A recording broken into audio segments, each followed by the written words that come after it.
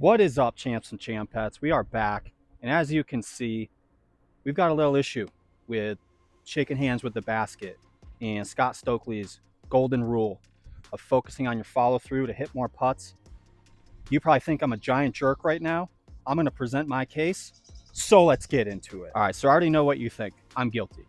It is just illegal to say anything blasphemous about the beloved Scott Stokely. This isn't personal at Scott Stokely.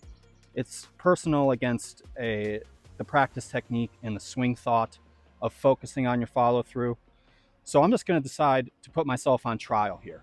And I've got three witnesses I'm going to call to the stand to try and defend me. Now, you as a juror, as a good juror in the beautiful country of the United States, need to try and separate yourself, your bias and love for Scott Stokely. And when it's all said and done, you can leave a comment, guilty, not guilty. I am definitely guilty until proven innocent on this one. In Scott's video about his golden rule and with the mantra of shake hands with the basket, that is implying that, and he says this in his video, everything is about your follow through. Everything, all your planning, all your movement, everything previous is all about focusing on your follow through.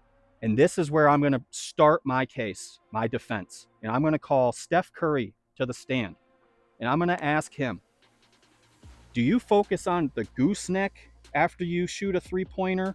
Is that what you focus on? Is that the main part of your movement? And he's going to say, Kevin, absolutely not. That's ridiculous.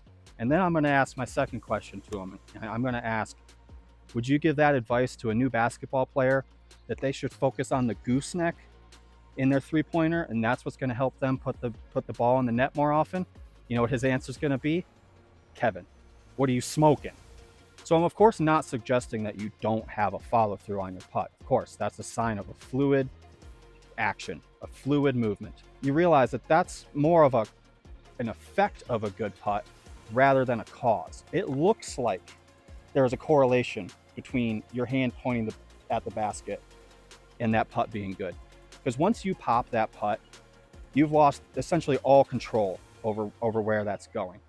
All right, my second piece of evidence, the second thing I'm calling to the stand here is sports science, specifically the difference between internal and external cues. Now, when I say cues, think swing thought. And this difference between internal and external swing thoughts was really pioneered by Gabby Wolf, groundbreaking study back in 2002. Now, the difference between the internal and external cue, let's just bring it into disc golf terms, is what Scott's talking about with his golden rule is focusing on your follow through, which means he's literally saying focus on your arm, focus on how it's extending and where it's ending. That's an internal cue. Internal cues generally are using body parts and thinking that way. An external cue is something like painting the pole, where the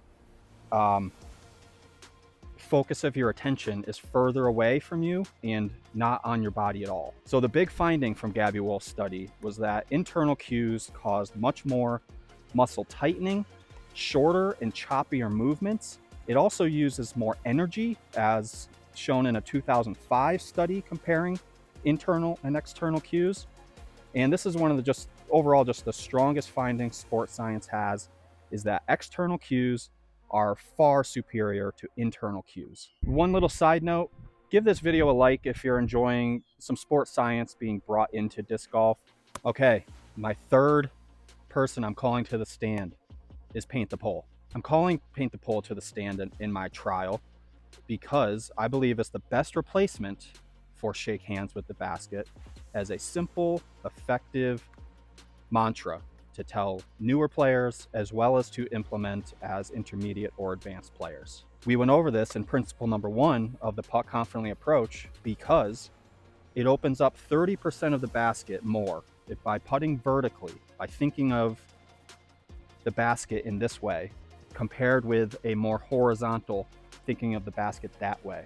And I believe that shake hands with the basket sort of implies a more direct, horizontal putting strategy. Okay, this is why I called Paint the Pole to the stand as my third witness in my big trial here. It's an external cue. It opens up the basket 30% more.